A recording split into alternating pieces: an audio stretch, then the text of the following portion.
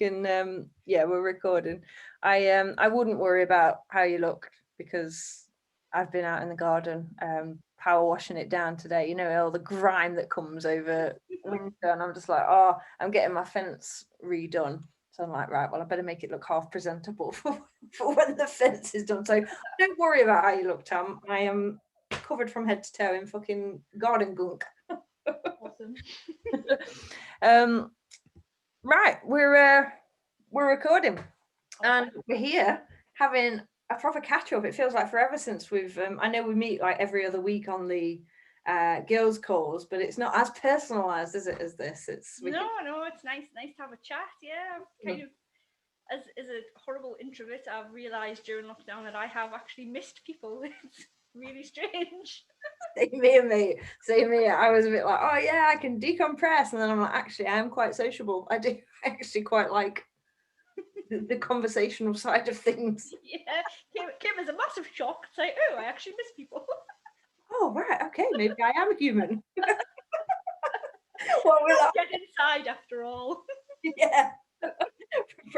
Probably drove us to being sociable, just seeing the same four walls. Yeah. Oh dear. Well, welcome to the podcast again, Tam Wilson. Thank you. Thank you for having me on again. I do enjoy these chats. Absolute pleasure. Absolute pleasure. I wanted to, we get on so well and we just bounce off each other, and I just thought it'd be cool to do a little almost like a year catch up, because it's been just nearly, well, I think it's just past a year since we actually went into lockdown, isn't it? So yes, it is. I wanted to kind of jump on with people and see a little bit more about how they found it, and what sort of things they were up to, and like coming out of it, if we ever come out of it, who knows. So if anybody hasn't heard you or seen you on the podcast before, because we've gone all video style now. I know, look at this, right. all face and everything. Who the Jiminy Crickets are you? Me? Well, I am Tam Wilson. I live up in Bonny, County Durham, not too far from where that cheeky Dominic Cummins came to check his eyesight last year. I didn't see him. No, my eyesight wasn't good enough to see him. So yeah, I'm up in County Durham, and I run Born to Run Canine Adventures, which up until the pandemic was doing very well of taking people's dogs when they're at work, busy with the kids and stuff, and taking them out on different adventures. I focused mostly on small and medium dogs, but as time has gone on, it has just been more collie focused. If it's a collie, then I am the crazy collie lady. Good stuff. Can you just do that intro again? Because I forgot that I'm not recording on the actual podcast one. So oh yes, Lord. The people on YouTube will have right. That is recording now. I've just done an intro, which I forgot to record for the podcast part. I've got the video bit sorted. Who the Jiminy Crickets are you? Okay, take two. Hi, everybody. My name is Tam Wilson, and I am up in County Durham. I forgetting everything that I said in my first introduction, so I'll just have to try and remember everything I'm saying in this one.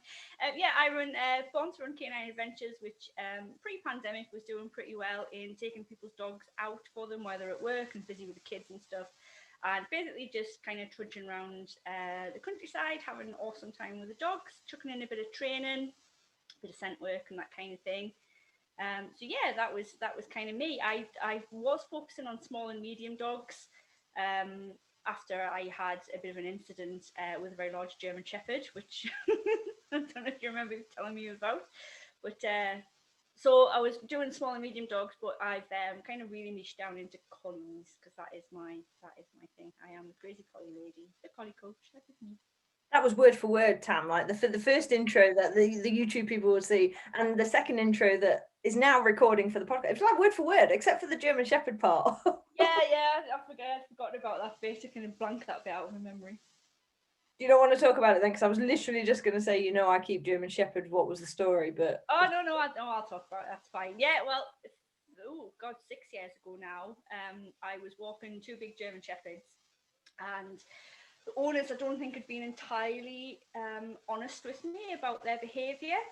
And there was a big dog German Shepherd, big, huge, black, hairy thing. And he was always a bit aloof, and kind of looking back now with knowing more about behaviour and body language than I did then. Kind of thought, yeah, God, there was warning signs, but I was still fairly inexperienced then. So walking them one day, and it was January, and the grass was slippy. And as we were just come around the corner, and a lady came around from the corner with a little kind of cockapoo type dog, and the big male German Shepherd just went to kill it. Like, when dogs are kind of all mouth and they're not meaning anything, it's all noisy. This was silent. He just like went to try and kill that dog. I obviously fell down because he was huge and the grass was slippy. He attacked the dog pretty badly. Poor woman was trying to protect her dog. I managed to get him a hold of him and get him off the dog, all in shock. Poor lady kind of wandered off with our dog bleeding, and like it was all like that bit's a bit of a blur. I was in shock because of what happened. I kind of knelt down on my knees and I was in tears a little bit, kind of like shit, what's just happened?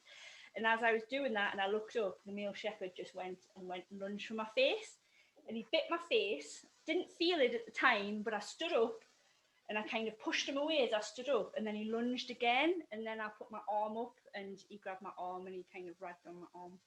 Wow. And it was only at that point where I realised like there was blood like gushing from my face and stuff. It was fun. Fucking hell. I remember you telling me that story, because I don't think you've ever met my shepherds, have you? But you made a comment once before, I think before I knew about it, and you went, "Oh, one day I'll like shepherds." And I remember thinking, why wouldn't you like shepherds? But yeah. Something like that. I mean, fucking hell, yeah. It is quite a dangerous job, isn't it, when you think about it? Yeah. I mean, I was only thankful that it was January and I had many layers of clothes on, because he really got into my arm. And had I been bare armed like this, I think he would have been down to the bone, because despite several layers and like a waterproof jacket on the top, he still managed to rip holes in my arm, and that was through the fabric and stuff. So I thank every day that it was January and not a summer's day, because I might not have had much of an arm left after. I was gonna say, yeah, especially with a big. I mean, like I say, I love shepherds, but the bigger the dog, the more severe whatever behavioural problem he had, or neurological problem, or whatever, it's gonna come keen, isn't it? Yeah. It was scary, yeah. And I'd only this was early January, and I'd only found out I was pregnant on the New Year's Eve. So I had my little daughter was like a kind of little ball of cells. Bloody hell. So that was great for when I had to go and get plastic surgery on my face, because he'd ripped like the end of my nose off and I had to have that stitched back on. They couldn't give me a general anaesthetic because I was pregnant, so I had to have many needles in my face so they could stitch me up. Oh my God, no wonder you don't like them. I don't think I'd like them if that happened to me. That was the most painful bit, was like the bite. I didn't even feel the bite, and it was the needles in my face that I remember thinking, this fucking hurts. Oh God. Yeah, that's fair shout. I think that's probably why I've got a bit of a thing against terriers. I know I own 2 of them, but my first proper bite in the kennels was from a Jack Russell terrier, not half as severe as that, but I think it plays, doesn't it? And it sticks with you, and it's just like, it's no wonder I walk around the house with fucking terriers.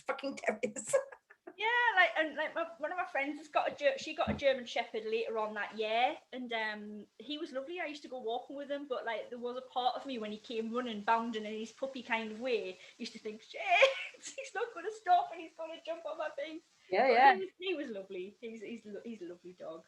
But yeah, when I do see them running, and especially if they're running like looking like they're running towards me, there is a moment where I kind of tense up and I think, shit. I can imagine. I do. Like, don't take my knees out again, please. Bloody dogs. Why do we do it to ourselves? Well, bloody hell. I forgot what I was going to ask them. So I better ask you a question. So before lockdown, you were dog walking, you were doing some dog training and stuff. What happened a year ago? So Boris said, that's it. You're locked in your cages for however long. What kind of happened to Born to Run pet care? Well, I opened the wine and I drank like a bottle of wine. Yeah, I messaged all my clients, and we kind of, because it had been coming, hadn't it? We'd kind of been discussing it in among our groups before that and asking about what we were doing and stuff. And so my clients, they were happy to carry on as long as it was viable. But when with the lockdown, the first lockdown came, they closed all the schools and the childcare and stuff. So I didn't have any childcare, so I couldn't have carried on even if I'd kind of really wanted to. So it was just messaging everybody, going, "Look, it's only for 3 weeks." Ha ha ha. In hindsight, that was hilarious. We'll see how we get on, and we'll just have to kind of grit our teeth and get through it. And for the first few days, it was a bit surreal. It was kind of nice to be home because the weather was just starting to get nice, and it was like, oh, I don't have to do anything today if I don't want to. That wore off really sharpish. And I had already set up my boredom busters group for my clients and my local other doggy people. So that kind of kicked in, basically just to give me something to do as much as anything. So I ran challenges in there, and we just did like little daily videos, and I would just chat aimlessly a bit like this to people, and like Thea was in the background yammering. And I remember one live video, I don't know if you were watching that one, but she'd been over to see the horses in the field opposite here, and she went, "Man, that horse has got his willy out." She did. She made, yeah. Thea on those videos was fucking hilarious. And I remember that one because I remember just dropping my phone and laughing. I think everybody who tuned into those videos only did it to see what Thea was going to say next, because she was hilarious. Lockdown entertainment.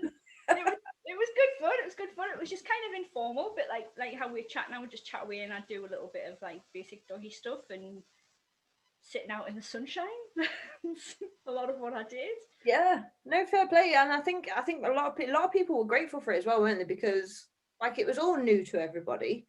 There's only, like you said, the first few days is nice, but there's only so long you can keep a lot of people. But I think especially like self-employed people who are avidly busy a lot of the time.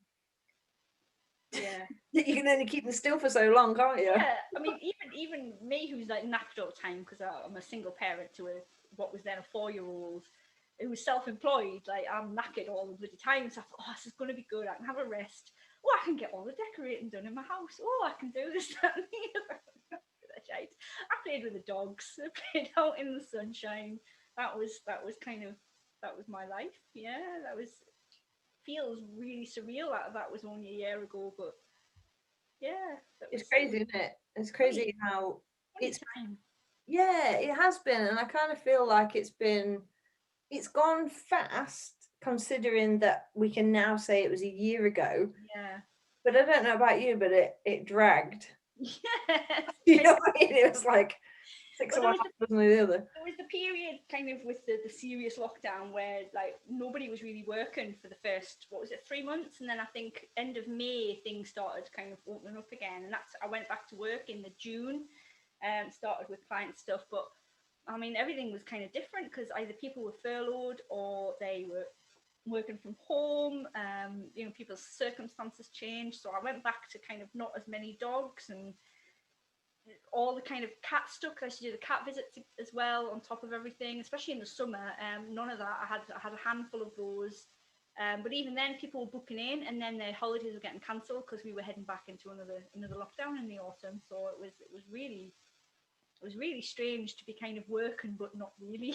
Yeah, because I was going to say, like, obviously the dog walking side of it is very much an in-person job, isn't it? It's not, I mean, well, correct me if I'm wrong, but it's not really a thing that you can take online unless you're kind of showing people what you're doing with the dogs, I guess. But yeah. I mean, the only kind of stuff people want online is the training side, and that was kind of very new to me. I'd done the bits of training, but I'd never in 100 years considered taking stuff online. Maybe one day I thought maybe that's something for the future. That's like down the line, and then all of a sudden I was like, oh shit, the future is now. If I want to. Coronavirus says nope now. Doing this shit now. No more procrastinating. Yeah, but I mean, I'm still procrastinating. It's still like a bit of a scary step to go from very much everything in person to not in person, and making sure I get it right. Yeah. Yeah, it's still like a year later, and I'm still like, Oh, it's funny, isn't it? I mean, I thoroughly enjoyed. It sounds weird, but I did thoroughly enjoy the lockdown in that I guess I was just kind of, it gave me more time for me and my dogs whilst helping other people. But I don't think like you can beat that in-person stuff for me. Yeah, well, for me, it was strange because I am such a massive introvert, really, and I quite like being in my home, in my own space. So I thought, great, like, no people, now people legally have to stay away from me. They're not allowed to come close. Awesome. But yeah, after a few weeks, I was like, I miss people. Oh. Oh my god, I just want to go to the pub for a pint and have a chat with like random people at the bar and stuff. And never ever thought I'd miss that kind of interaction with other humans. So It's yeah, we were saying, well, we were saying just before the recording, weren't we, that we kind of we all got together, didn't we, in the first probably for the whole of the lockdown, really. We kind of got together quite regularly, didn't we? And we were there down in the drinks. We're like, yeah, this is brilliant. Like having online parties and stuff. parties, yeah, they were great fun. Yeah, like God, that one where I managed to drink nearly 8 cans of beer, right? Nowadays, 8 cans of beer is not something I can manage. 10 years ago, yeah, like no bother. But now, oh my god, I think we stayed up till about 4 in the morning. 3. It was late. Right there. Yeah, it Was was it? you were doing the dancing and stuff. I don't know if you left and it ended up just being like me and Carrie or Suzanne or whatever. But Is that when I did the worm? yes, was that one. Yeah, I remember that now.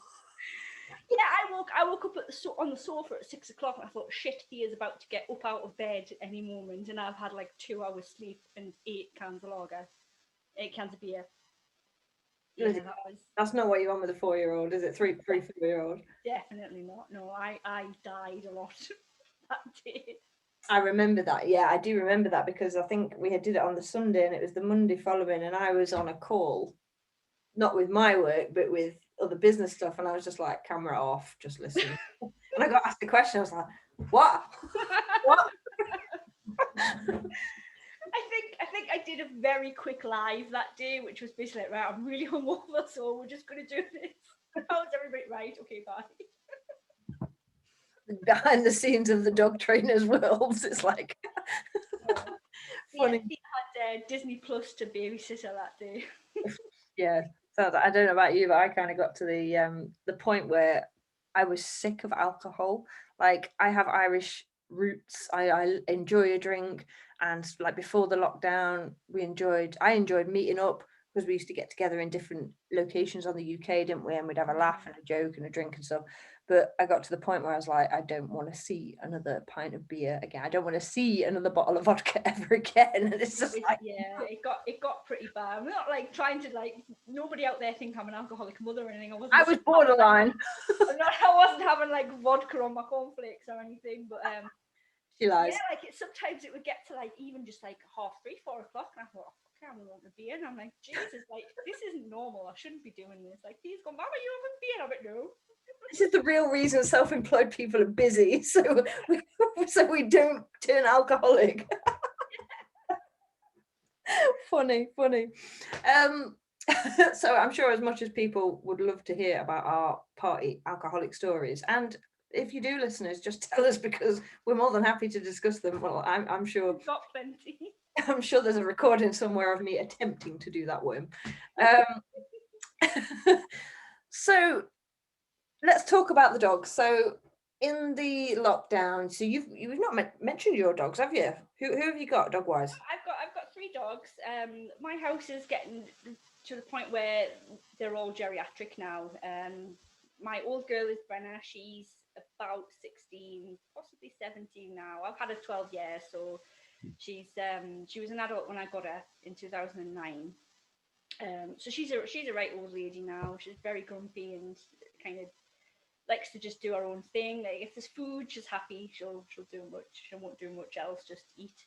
And then we've got Bray, who is nearly 11, which is not old for a collie, but she's had arthritis since she was about 3, so she's kind of older than her years, if you know what I mean.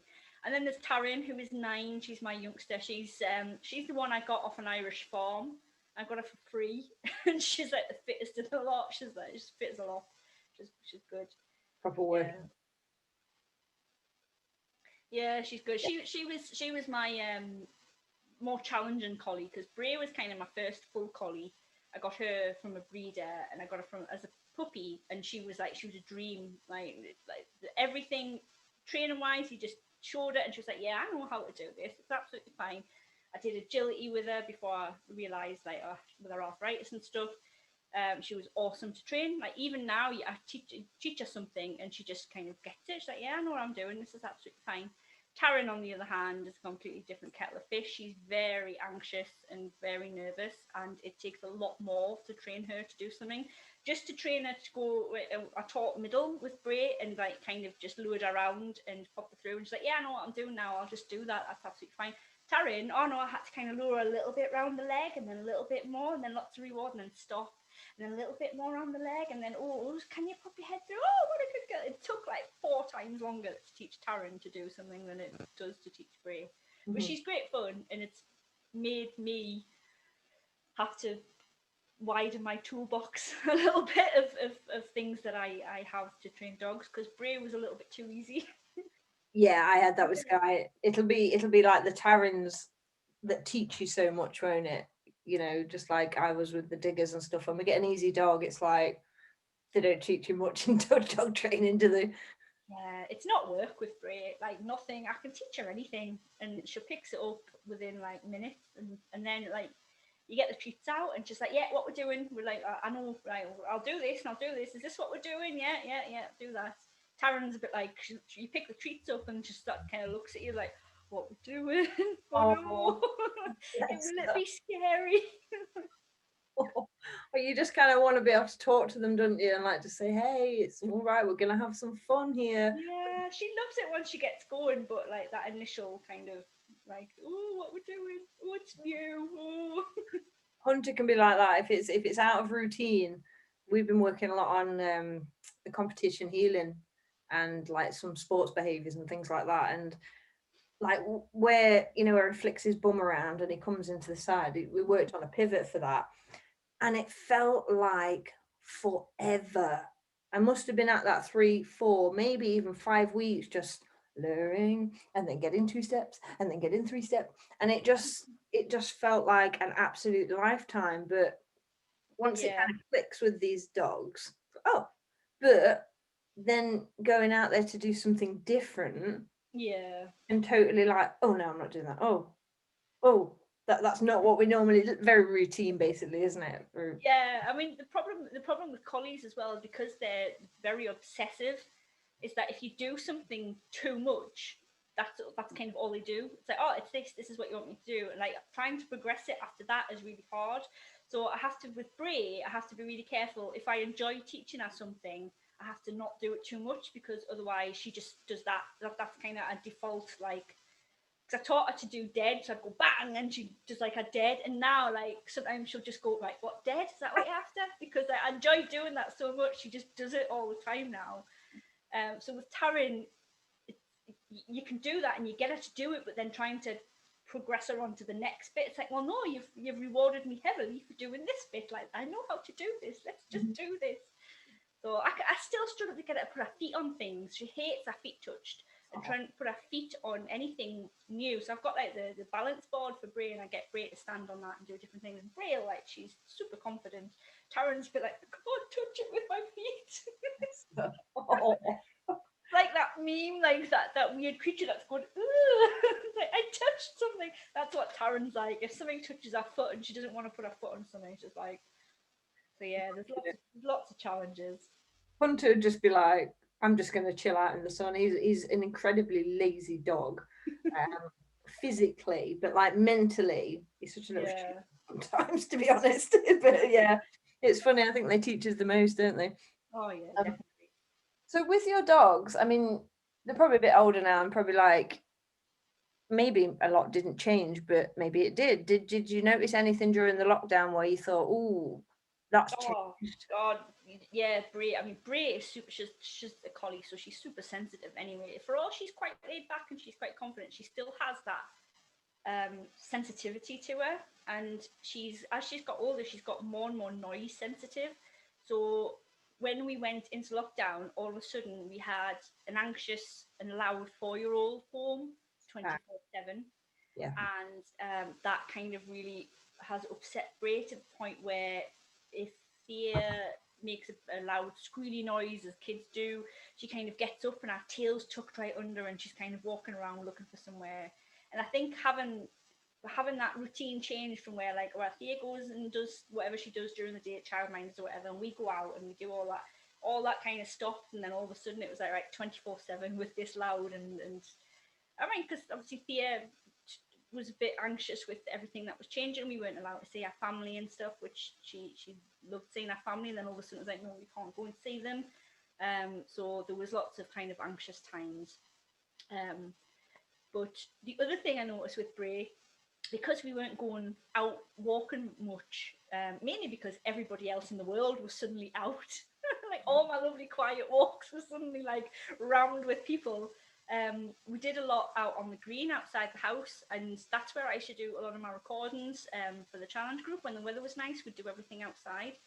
So it got to the point where I would take Brie out for our wees on the grass, and she would expect to do something. She like looks at me now and like, well, have you got a toy? Because we've done stuff out here with toys and training. Like, you don't want me to just have a wee, do you? You must want to do something.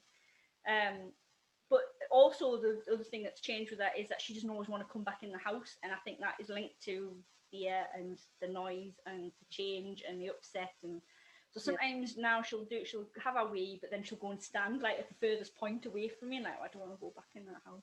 Oh, bless her. I know, she's such a sensitive soul, and like Taryn, who I thought would struggle the most, is actually like she's coped right surprisingly well. Bray's the one that's been like, don't like the change and don't like the noise and send that child back. yeah, she's been looking at me like that since I brought the baby home from the hospital. Honestly, she came to greet me when I came out of hospital. I've been in hospital about 4 days by the time I had Thea, and when I come home, Bray was staying at my dad's with the other dogs, so I went to my dad's to pick the dogs up, and I walked in with the baby in the baby carrier, and Bray came running to greet me, and honestly, it's like a cartoon. She just literally stopped, looked at the baby in the carrier, looked at me, and then turned around and went upstairs at my dad's. She was like, I'm not speaking to you, don't know what that is, don't like it. First impressions obviously last, don't they? Yeah, and every day since then, sometimes I catch her looking at me, and that I'm sure that's what she's thinking. Like, when is that going back? Like, why is it still here? It's noisier than ever. Oh man, they're so funny with the. She sounds a lot like Sky. She kind of looks at you as if to say, "Really? Are you sure?" Honestly, the disgust in her face is palatable. It really is. I found that incredibly funny because Sky does that and Lily does it. In fact, all of my dogs do it. Like if I do something, they're like, "For real?" It's quite funny. Like, are you serious? What's happening here?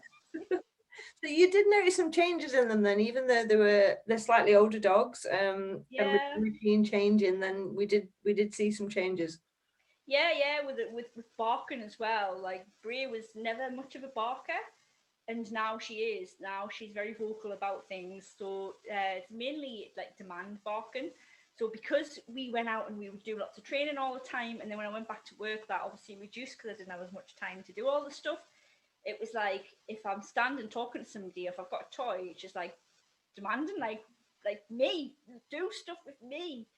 And we walk with another collie 3 days a week called Riley, and if he gets the toy when we're playing a game, she'll just stand and bark at him and then look at me. So say, well, come on, get the toy off him. And she never ever used to be that vocal, and that's something I've noticed in the last year as well. Interesting. I've noticed it in mine actually. Not so much the well, I say not so much the barking, but Hunter's being a little bit like that. Whereas, I think you get, well, I certainly got a lot more lenient, could I call it lenient in lockdown? So just like you, we were doing a lot of challenges and stuff like that. But if I was working, I would leave the kitchen door open so they could roam, so they could come into the lounge and they could come into the office and see what I was doing. And at the very start, it was Lily, which didn't surprise me. And then like only recently, like 3 or 4 weeks ago, I get this at nighttime. Woof! You can get fucked. You can stay there all night now. It's funny how they learn, isn't it? What they pick up on. Yeah, well, Taryn now woofs on a morning if she thinks I'm not up in time, and that was something she hasn't done for years. She did it as a younger dog, but what it is with Taryn, when things change, that's when she starts with that. So you're picking your eye out there. You're all right. I think I've just put a dog hair in it. It was watering, and I think I've gone to wipe it, and I think I've actually ended up making it worse. Right in there. Let me just. Sorry, carry on. Taryn and I woofing. Yeah, so now she woofs in the morning, and I think the change, everything's changed in the last year. Not just with lockdown and everything, but do you want an eye patch, Claire? I feel like I'm going to talk to a pirate. Sorry, I'm laughing now. It doesn't take much to set me off. Carry on. Let me just compose. Give you a minute, Claire. Are you back in the room? Right, I'm back now. We're ready for the part 2 of the interview. Oh yes, this is so very professional. Still there. It's still there. Oh God. Just carry on. Ignore me. I will compose at some point. Now I'm talking to you, and all I can focus on is your eye. So I'm trying to think of words, but I'm just thinking, oh, what's in What you can see is me picking at my eyes. Now it's watering more. This is a losing battle. Eye patch. It's the only way forward. I think you might be right, mate. The other one started now. Let's compose myself. Okay. Where were we?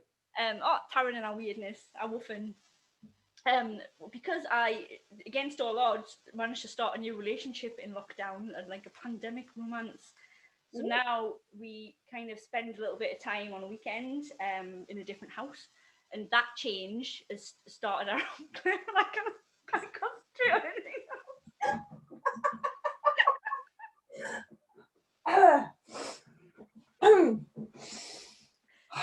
Right, so we've fucked it now, haven't we? So,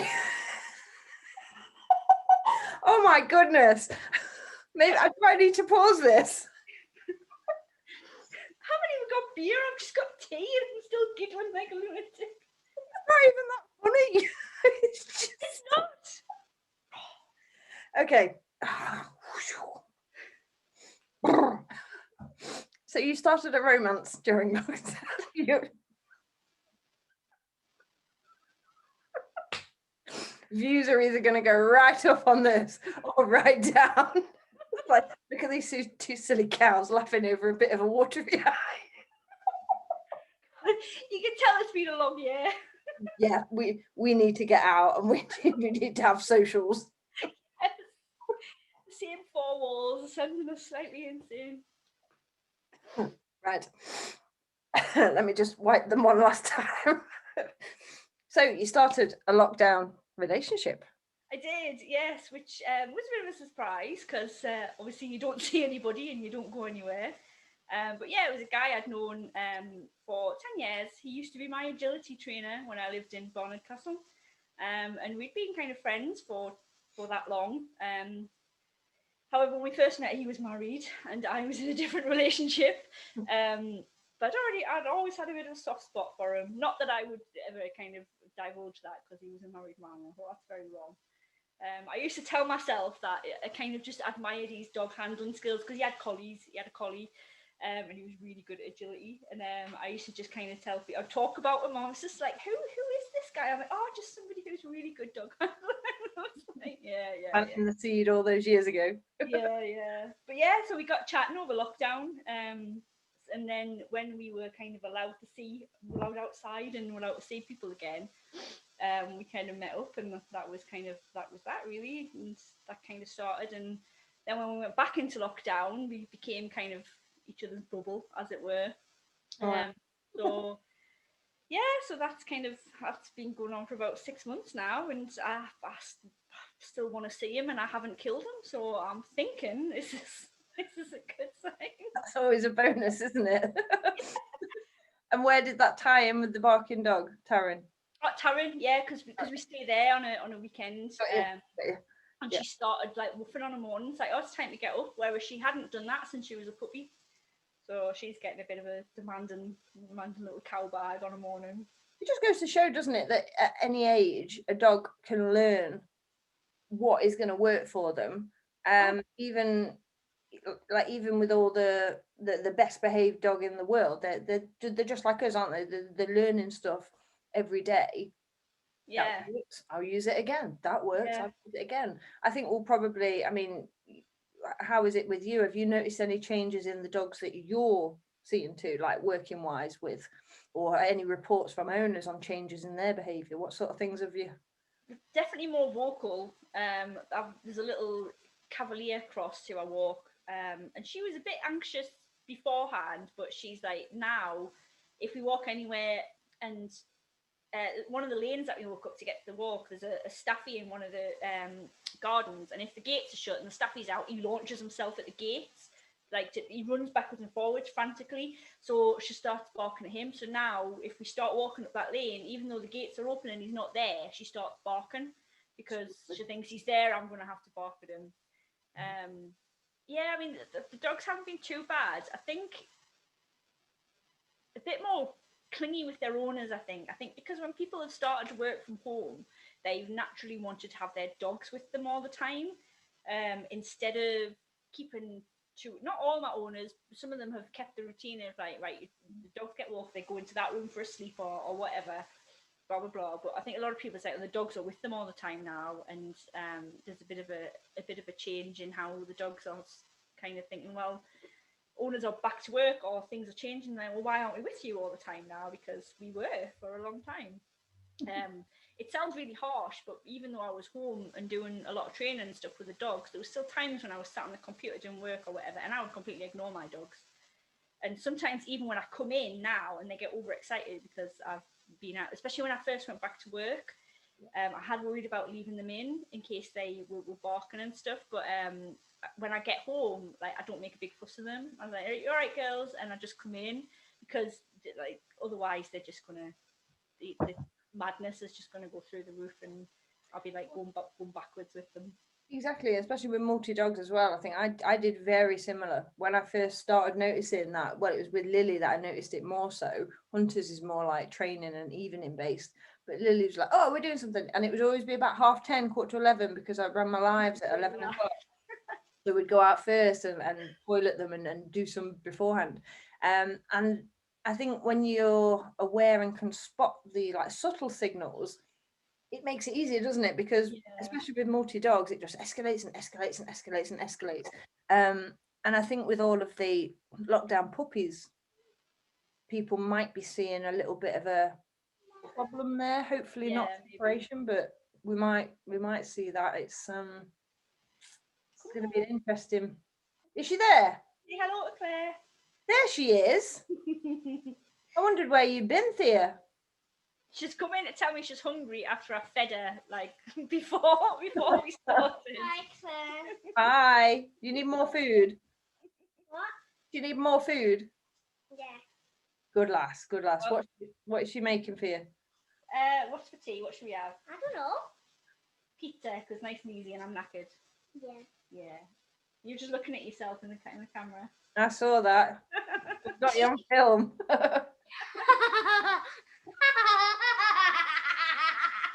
Hey, Thea, while you're here, how did you find lockdown? How was it when we were home last year with the virus? Well, it was really bad. Because it was really bad. It wasn't as bad as this. As bad as what? Being home with me? It was very bad. Well, we couldn't go places, could we? We couldn't go to all the fun places. Mm-hmm. You were going to start swimming lessons and we couldn't do that. And Just gonna pause this. oh, she's brave. She's gone. Okay. That was it. Like, And that's the podcast in a nutshell. It was bad. That's on the pilot. Good. Hi, look.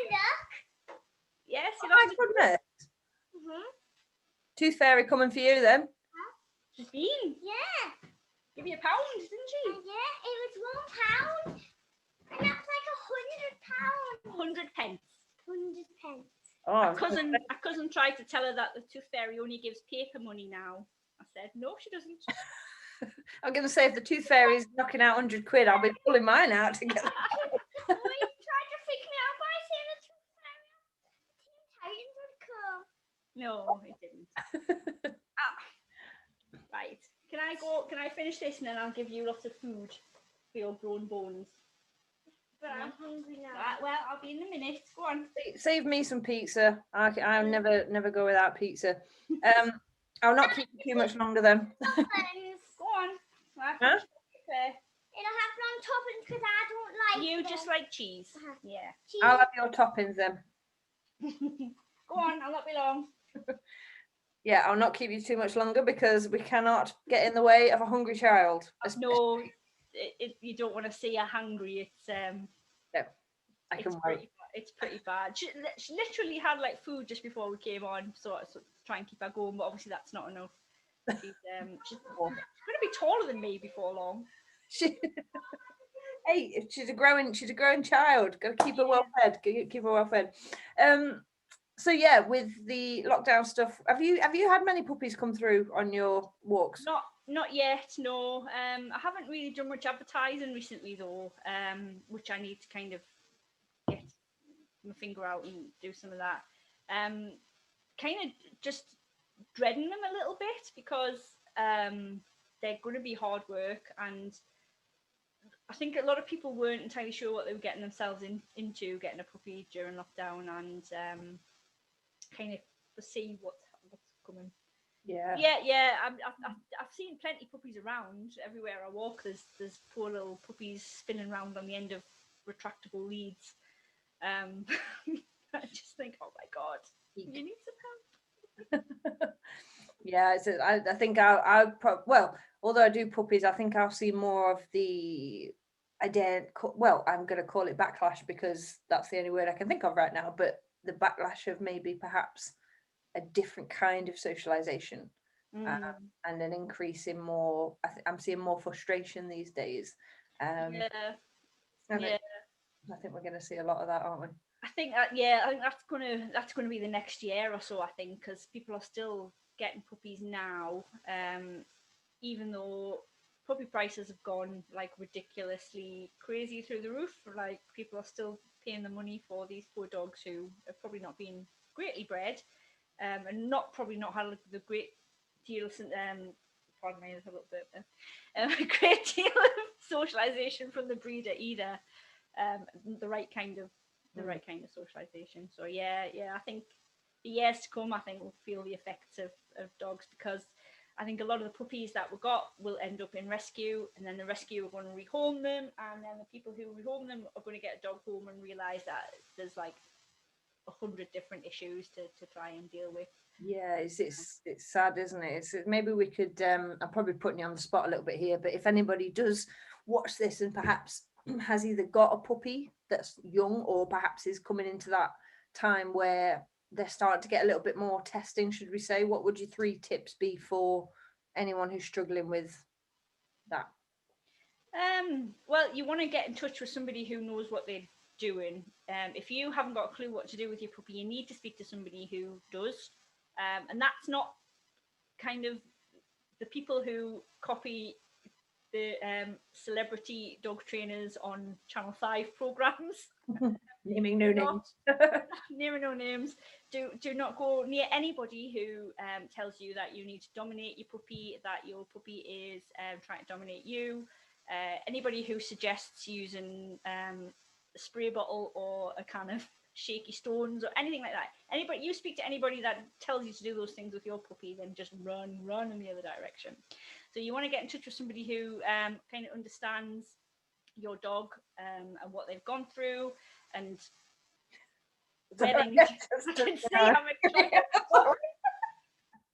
Sorry guys. Yeah. Go on, shut the door, I'll be in a minute. I've lost my train of thought now. A lot of dog trainers are online and to basically get the support and help that you need. Yes, you need to because they'll be able, if they can't help you in person, which I think that's lifting, isn't it? You are able to kind of go to dog training outside and stuff now. 1-to-1. Maybe 1-to-ones, yeah. Sorry, it's a habit now. Yeah, 1-to-1. It's not classes yet. Yeah, but so they will be able to help you online. And a lot of dog trainers went online, so they offer courses and stuff that you might be able to do online, which will help you on your way. Don't think chucking them with a load of other puppies. If you've got friends who've all got puppies at the same time, don't chuck them in a room with like 6 other puppies and think that's socialization, because it's not. Puppies can't teach other puppies how to dog.